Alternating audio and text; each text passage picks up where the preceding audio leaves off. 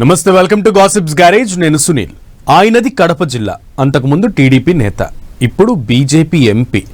Political గా కడప నుంచి అనకాపల్లికి shift అయిన ఆయన ఇక తన సీటును పక్కా చేసుకునే పనిలో ఉన్నారట. సేఫ్ జోన్ గా ఉత్తరాంధ్రలోనే మకాం వేయాలని కూడా ప్లాన్ చేస్తున్నారట. ఇంతకీ తన పొలిటికల్ కెరియర్ ఓ మలుపు, ఓ వెలుగు వెలిగేలాగా ప్లాన్ చేసుకుంటున్నటువంటి ఆయన ఎవరు? ఆ డీటెయిల్స్ ఇప్పుడు చూద్దాం.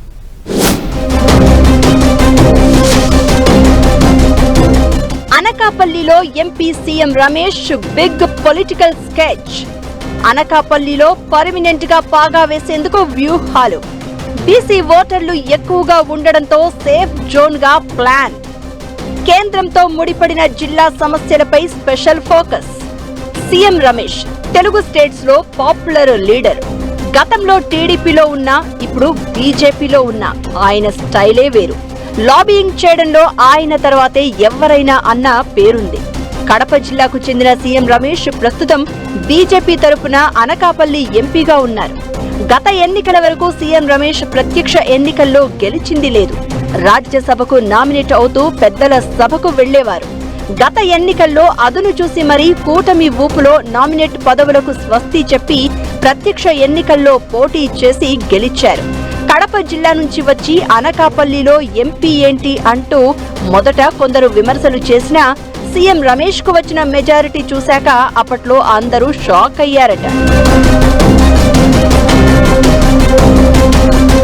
ఫస్ట్ టైం డైరెక్ట్ ఎలక్షన్స్ లో ఎంపీగా పోటీ చేసి గెలిచిన సీఎం రమేష్ తన పొలిటికల్ ఫ్యూచర్ పై డెప్త్ గా ఫోకస్ పెట్టారట.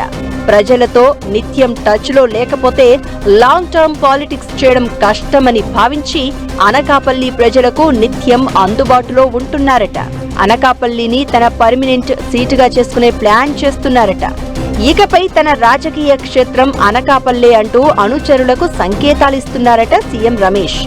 చంద్రబాబుకు కుప్పం, జగన్ కు పులివెందుల తరహాలో సీఎం రమేష్ అంటే అనకాపల్లి అనేలా గ్రౌండ్ వర్క్ చేసుకుంటూ పోతున్నారట.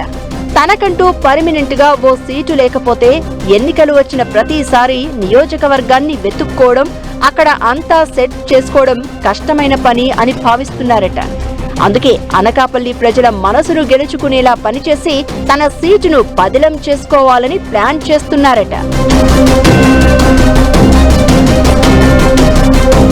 సీఎం రమేష్ అనకాపల్లిపై ఫోకస్ పెట్టడానికి రాజకీయ, సామాజిక, ఆర్థిక కారణాలు చాలానే ఉన్నాయన్న టాక్ వినిపిస్తోంది. అనకాపల్లిలో బీసీ ఓటర్లు అత్యధికం. బీసీలు ఎవరి పక్షాన ఉంటే వారికే పట్టం. సీఎం రమేష్ సామాజిక వర్గానికి చెందిన ఓట్లు కూడా అధికంగానే ఉన్నాయి. టీడీపీకి అనకాపల్లి కంచుకోట. ఇక్కడైతే తనకు ఎలక్షన్ చేయడం చాలా ఈజీ అని సీఎం రమేష్ భావిస్తున్నారట. అందుకే అనకాపల్లిని తన సొంత శాశ్వత నియోజకవర్గంగా చేసుకునే ఎత్తుగడ వేస్తున్నారట. క్యాంప్ ఆఫీస్ పెట్టి నిత్యం ప్రజలకు తన తరపున అధికారులు, అనుచరులు అందుబాటులో ఉండేలా చూస్తున్నారట. తరచూ నియోజకవర్గంలో పర్యటిస్తూ శుభకార్యాలు, పరామర్శలు ఉంటే నేరుగా సీఎం రమేషే హాజరవుతున్నారట.